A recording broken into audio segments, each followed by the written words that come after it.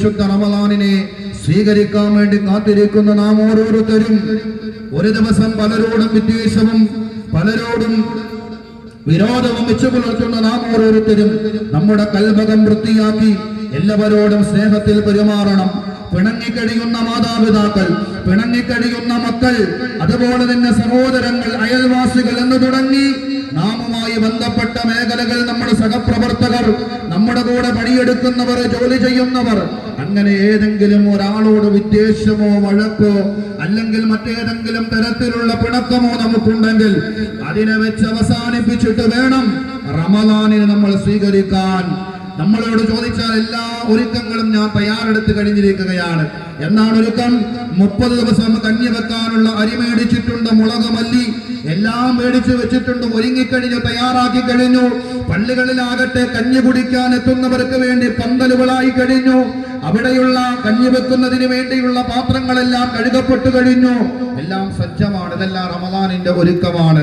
പക്ഷേ സത്യവിശ്വാസികളായ നാം ഓരോരുത്തരും ഇതൊന്നുമല്ല റമളാനിന് വേണ്ട. നമ്മുടെ കൽബാണ്, നമ്മുടെ ഹൃദയമാണ്.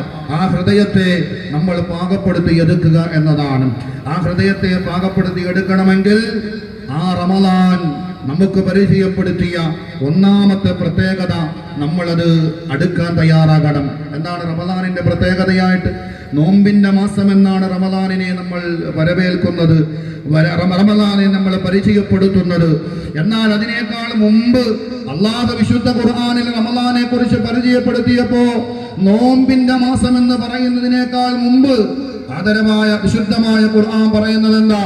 സൂറത്തുൽ ബഖറ അധ്യായം 2-ാം അധ്യായത്തിന്റെ 183-ാമത് വചനം എടുത്ത് പരിശോധിച്ചു നോക്കിയാൽ നമുക്കവിടെ കാണാം, ശഹ്റു റമളാൻ അല്ലദീ ഉൻസില ഫീഹിൽ ഖുർആൻ. വിശുദ്ധമായ ഖുർആൻ ഇറങ്ങിയ മാസമാണ് റമളാൻ എന്നാണ്. ഖുർആൻ എന്താ? നമ്മളിൽപ്പെട്ട മുസ്ലിമീങ്ങളുടെ ഗ്രന്ഥമാണ് ഖുർആൻ എന്ന് തെറ്റിദ്ധരിച്ചു പോയവരുണ്ട്. പക്ഷേ ഖുർആനിൽ അങ്ങനെ മുസ്ലിമീങ്ങളുടെ ഗ്രന്ഥമാണ് ഖുർആൻ എന്ന് പറഞ്ഞിട്ടില്ല. ഖുർആനിൽ എവിടെയും മുസ്ലിമീങ്ങൾക്ക് ഇറക്കിയ ഗ്രന്ഥമാണെന്ന് പറഞ്ഞിട്ടില്ല. ആ വിശുദ്ധമായ ഖുർആൻ എന്ന് പറയുന്നത് ഹുദൽ ലിൽ ആലമീൻ, ലോക ജനങ്ങളുടെ ഗ്രന്ഥമാണ്. വിശുദ്ധ ഖുർആൻ എന്ന് പറയുന്നത് ലോക ജനങ്ങൾക്ക് പഠിക്കാനുള്ള ഗ്രന്ഥമാണ്.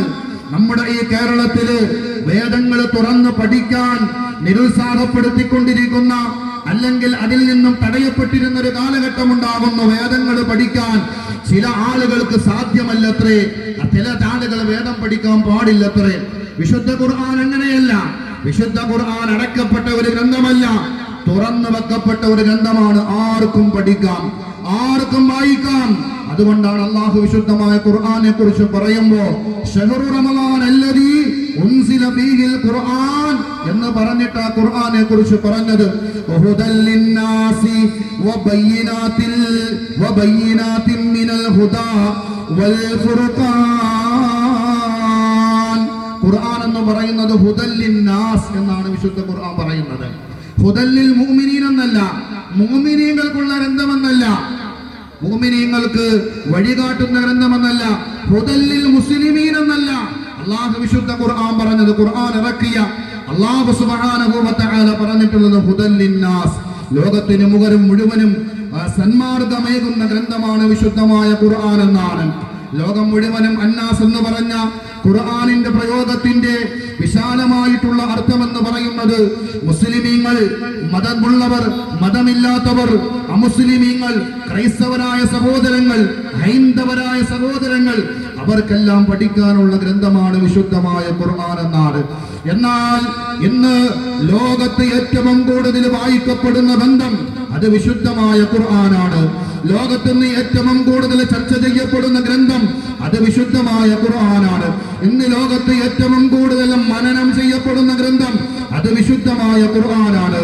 ഇന്ന് ലോകത്ത് ഏറ്റവും കൂടുതൽ ചർച്ചകൾക്കും ശാസ്ത്രീയമായ പഠനത്തിനും വിധേയമാക്കുന്ന ഗ്രന്ഥം അത് വിശുദ്ധ ഖുർആനാണ് എന്നതോടുകൂടി തന്നെ ലോകത്തിന് ഏറ്റവും കൂടുതൽ തെറ്റിദ്ധരിപ്പിക്കപ്പെട്ട ഗ്രന്ഥവും വിശുദ്ധമായ ഖുർആനാണ് എന്ന് നാം തിരിച്ചറിയണം. ഇന്ന് ലോകത്ത് ഖുർആൻ തെറ്റിദ്ധരിക്കപ്പെടുകയാണ്.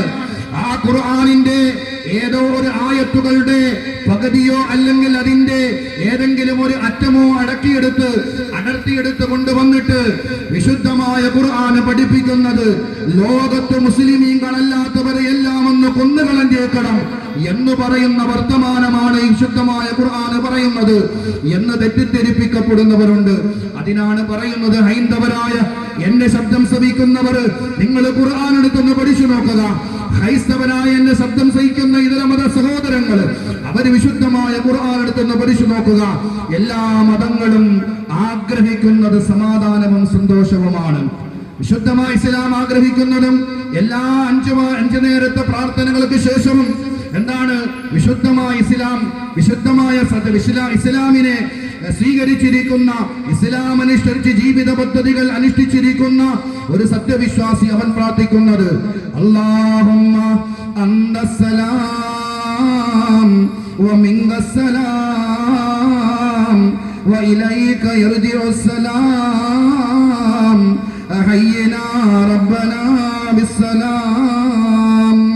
അല്ലാഹുവേ, ഞങ്ങളെ എല്ലാവരെയും സമാധാനത്തിൽ, സലാം എന്ന് പറഞ്ഞാൽ സമാധാനമാണ്. ഒരാളെ കാണുമ്പോഴും ഇസ്ലാം പ്രചരിപ്പിക്കുന്നതാണ് അസ്സലാം, നിനക്ക് രക്ഷയുണ്ടാകട്ടെ, സമാധാനമുണ്ടാകട്ടെ, ശാന്തി ഉണ്ടാകട്ടെ എന്നതാണ്. ഇതര മതങ്ങളുടെ പ്രമാണങ്ങൾ എടുത്ത് പരിശോധിച്ചു നോക്കിയാലും അത്യുന്നതങ്ങളിൽ ദൈവത്തിന് സ്തോത്രം, ഭൂമിയിൽ സന്മനസ്സുള്ളവർക്ക് സമാധാനം, ഇവിടെ നല്ലതായി വസിക്കുന്നവർക്ക് സമാധാനം ഉണ്ടാകട്ടെ. ക്രൈസ്തവരുടെ ബൈബിൾ എടുത്ത് നോക്കിയാൽ നമുക്ക് കാണാൻ സാധിക്കും. അതുപോലെ തന്നെ ഹൈന്ദവരുടെ ഗ്രന്ഥം എടുത്ത് നോക്കിയാൽ അസതോമാ സദ്ഗമയ, ഓം ശാന്തി ശാന്തി, സത്യത്തിൽ നിന്നും അസത്യത്തിൽ നിന്നും സത്യത്തിലേക്ക് നയിക്കുന്ന എന്റെ ദൈവമേ, എല്ലാവർക്കും ശാന്തി നൽകണമേ എന്നതാണ് ഹൈന്ദവ മതങ്ങളും പഠിപ്പിക്കുന്നത്. ഇതിനിടയിൽ ശത്രുതയുണ്ടാക്കുന്നത് ആരാണ്? നമ്മുടെ മുസ്ലിമായ മനുഷ്യന്റെ ചുറ്റും താമസിക്കുന്ന അയൽവാസികൾ പറയട്ടെ, മുസ്ലിമീങ്ങൾ ഹിന്ദുക്കളെ കൊല്ലുന്നവരാണോ? ക്രൈസ്തവർ പറയട്ടെ, മുസ്ലിമീങ്ങൾ ക്രൈസ്തവരെ കൊല്ലുന്നവരാണോ? അല്ലെങ്കിൽ മുസ്ലിമീങ്ങൾ പറയട്ടെ, ഈ നാട്ടിലുള്ള ക്രൈസ്തവരും ഹൈന്ദവരും മുസ്ലിമീങ്ങളോട് വൈരാഗ്യം വെച്ച് പുലർത്തുന്നതാണോ? അങ്ങനെ ഒരു തെറ്റാശ വിശ്വാസം ഏതെങ്കിലും വിശ്വാസിക്കുണ്ടെങ്കിൽ വിശുദ്ധമായ ഖുർആനിന്റെ ഏറ്റവും വലിയ വിരോധിയാണവൻ എന്നാണ് വിശുദ്ധമായ ഖുർആൻ പറയുന്നത്. റമദാനിനെ ആദരിക്കപ്പെടുന്നത് വിശുദ്ധമായ ഖുർആനിനെ ആദരിക്കുന്നതിലൂടെയാണ്. അതിലൂടെ നമ്മുടെ ആത്മീയമായിട്ടുള്ള മേഖലകളിലേക്ക് കടന്നു ചെല്ലാൻ നമ്മൾക്ക് കഴിയണം. അതുകൊണ്ട് തന്നെ ഇസ്ലാമിൻ്റെതായ ഹദീസുകളും ഖുർആനും പരിചിന്തനം ചെയ്തിട്ടുള്ള പണ്ഡിതന്മാർ പറയുന്നത്, ഒരു സത്യവിശ്വാസിയുടെ ജീവിതത്തിൽ അവന്റെ ആത്മീയമായിട്ടുള്ള മേഖലകളിൽ അവന്റെ പരിശുദ്ധത കൈവരിക്കുന്നതിന് വേണ്ടി അവൻ ഏറ്റവും കൂടുതൽ ബന്ധപ്പെടേണ്ടത് വിശുദ്ധമായ ഖുർആനാണ്. വായിക്കാൻ അറിയാത്തവർ വായിക്കാൻ പഠിക്കണം, വായിക്കാൻ പഠിച്ചവർ അതിന്റെ അർത്ഥം പഠിക്കണം, അർത്ഥം പഠിച്ചവർ അതിന്റെ വിശദീകരണം പഠിക്കണം, വിശദീകരണം പഠിച്ചവർ അതിനകത്തുകൂടി ഉള്ളിലേക്ക് ആളിയിട്ടിറങ്ങുന്ന ഓരോ ആയത്തുകൾക്കും ഗഗനമായിട്ടുള്ള വിശദാംശങ്ങൾ ആ പണ്ഡിത വിശാരദന്മാർ നമുക്ക് വിവരിച്ചു തന്നിട്ടുള്ളത് പഠിക്കണം. ഖഗോള ശാസ്ത്രങ്ങളിലേക്ക് കാലെടുത്ത് വാക്കുവാൻ നമുക്ക് അറിയണം. അങ്ങനെ പ്രേരിപ്പിക്കുന്ന ഗ്രന്ഥമാണ് വിശുദ്ധ ഖുർആൻ. ഖുർആൻ പറയുന്നത് എല്ലാവരും നിങ്ങൾ ഭൂമിയിലേക്ക് നോക്കണം എന്ന് പറയുന്ന സ്ഥലത്ത് വിശുദ്ധമായ ഖുർആൻ അത് പോരാ. അഫലാ യൻദുറൂന ഇലൽ ഇബിലി കൈഫ ഖുലിഖത് വ ഇലസ് സമാ, നിങ്ങൾ ആകാശത്തിലേക്ക് നോക്കണം. നിങ്ങൾ ഖഗോള ശാസ്ത്രം, ആസ്ട്രോളജി നിങ്ങൾ പഠിക്കണം, ഖഗോള ശാസ്ത്രങ്ങളെ കുറിച്ച് നിങ്ങൾ പഠിക്കണമെന്നാണ് വിശുദ്ധ ഖുർആൻ പറയുന്നത്. അങ്ങനെ ഏത് തലങ്ങളിൽ നമ്മുടെ ഒരു ജീവിതത്തിൽ നിന്നും ഒഴിച്ചുകൂടാൻ പറ്റാത്ത നിസ്തുലമായിട്ടുള്ള മാർഗദർശിയായിട്ട് നിൽക്കുന്ന ഈ വേദഗ്രന്ഥമാണ് നമ്മുടെ ഏറ്റവും വലിയ വഴികാട്ടിയായിട്ട് മാറേണ്ടത്. അത് മുറുകെ പിടിക്കുന്ന ഗ്രന്ഥം, ആ ഗ്രന്ഥം മുറുകെ പിടിക്കുന്ന മാസം കൂടിയാകണം വിശുദ്ധമായ റമദാൻ. അതുകൊണ്ട് ആ റമദാനിനെ തയ്യാറെടുക്കുന്നതിന് നമ്മുടെ കൽബ് വൃത്തിയാകണം, നമ്മുടെ മനസ്സ് ശുദ്ധിയാകണം, എല്ലാവരോടും സ്നേഹത്തിൽ വർഷിക്കണം, പിണക്കമുള്ളവരുടെ പിണക്കം മാറ്റണം. ആദ്യമായിട്ട് പിണക്കം മാറ്റാൻ പരിശ്രമിക്കുന്നവർക്ക് പ്രതിഫലം കൂടുതലുണ്ടെന്ന് മുത്തു മുഹമ്മദ് മുസ്തഫ സല്ലല്ലാഹു അലൈഹി വസല്ലമ തങ്ങൾ നമ്മളോട് അറിയിക്കുകയാണ്. അതുകൊണ്ട് ആ രീതിയിലൊക്കെയാണ് നമ്മുടെ ആത്മാവിനെ പരിശുദ്ധിപ്പെടുത്താനുള്ള തയ്യാറെടുപ്പുകളാണ് നാം നടത്തേണ്ടത് എന്ന് ഒരിക്കൽ കൂടി ഓർമ്മിപ്പിച്ചുകൊണ്ട് ഈ ഒരു സദസ്സിന്റെ ഉദ്ഘാടന കർമ്മം ഇനിയും ധാരാളം പ്രമുഖരായിട്ടുള്ള വ്യക്തിത്വങ്ങൾ, നമ്മുടെ വാർഡ് മെമ്പർമാർ, അതുപോലെ തന്നെ ക്ഷണിക്കപ്പെട്ട നൗഫൽ സാറിനെ പോലെയുള്ള അതിഥികൾ നമ്മുടെ ജമാഅത്തിന്റെ പ്രതിനിധികളെല്ലാം ഇവിടെ അണിനിരത്തിട്ടുണ്ട്.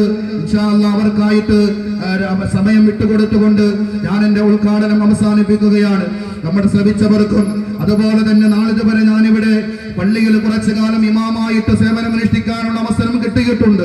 അക്കാലഘട്ടങ്ങളിലൊക്കെ എന്നോട് ചേർന്ന് നിന്ന് സ്നേഹം പങ്കിട്ടവർ, അതുപോലെ തന്നെ എനിക്ക് വേണ്ടി ധാരാളം സഹായങ്ങൾ ചെയ്തു തന്നവർ എല്ലാവർക്കും ഒറ്റ വാക്കിൽ നന്ദി ഒരിക്കൽ കൂടി രേഖപ്പെടുത്തിക്കൊണ്ട് അസ്സലാമു അലൈക്കും വറഹ്മത്തുള്ളാഹി വബറകാതുഹു.